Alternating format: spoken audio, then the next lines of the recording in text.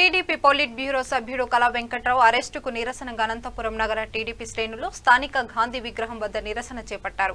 ఈ సందర్భంలో టీడీపీ నాయకులు మాట్లాడుతూ ముఖ్యమంత్రి జగన్మోహన్ రెడ్డి టీడీపీ నేతలే టార్గెట్ గా టీడీపీ నేతలపై కక్ష సాధింపు చర్యలు చేపడుతున్నారని, పోలీసుల ద్వారా అక్రమ కేసులు పెట్టిస్తూ నాయకులను అరెస్టు చేసి ఇబ్బంది పెట్టాలని చూస్తున్నారని మండిపడ్డారు.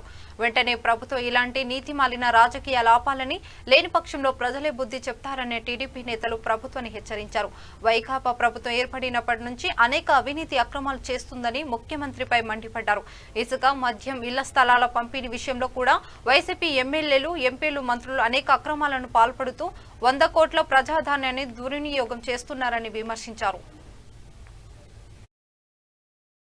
జగన్మోహన్ రెడ్డి గారి ప్రభుత్వం రాష్ట్ర వ్యాప్తంగా కూడా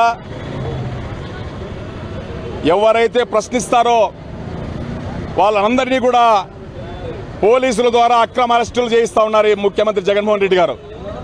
మేము అడుగుతాం, జగన్మోహన్ రెడ్డి గారిని అడుగుతా ఉన్నాం, ఈ రాష్ట్ర ప్రజలు నిన్ను అధికారంలో 151 సీటు ఇచ్చి కూర్చోబెట్టిండేది అరెస్టు చేయమని కాదు, నీ అధికారం ద్వారా ఈ రాష్ట్రాన్ని అభివృద్ధి చేయమని కూర్చోబెడితే మీరు ఇసుక ద్వారా లేదంటే మిగతా వాటి ద్వారా కబ్జాల ద్వారా వేల కోట్ల రూపాయలు ఈరోజు కబ్జాలు చేసినటువంటి అక్రమ పద్ధతిలో సంపాదించినటువంటి సంఘటనలు కూడా ఈరోజు వైఎస్ఆర్ పార్టీకి దక్కుతా ఉన్నాయి.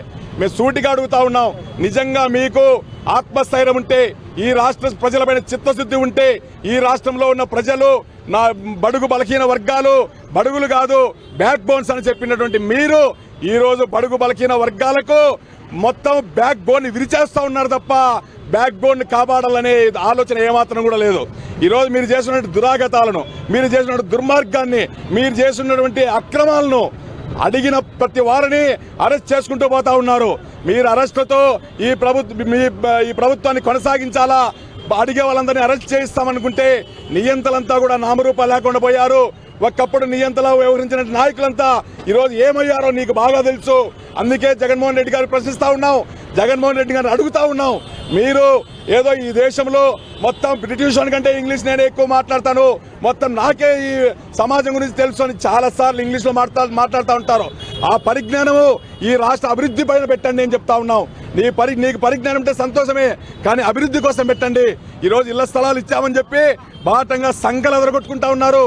ఇళ్ల స్థలాలు మీరు ఇచ్చిన ఇళ్ల స్థలాలు కొండల్లో, గుట్టల్లో, నగరానికి దాదాపు 40 కిలోమీటర్ల దూరంలో ఇచ్చి ఈరోజు కార్యకర్తలను, జనాన్ని, బడుగు బలహీన వర్గాలను, పేదవాళ్ళని, వాళ్ళ పేదరికాన్ని అడ్డం పెట్టుకొని ఈరోజు కిలోమీటర్లు మీ నాయకుల చుట్టూ తిప్పుకుంటా ఉన్నారు. నిన్న లేక మొన్న మినిస్టర్ గారు వచ్చారు, ఇక్కడి నుంచి వందల వేల మందిని తోలారు.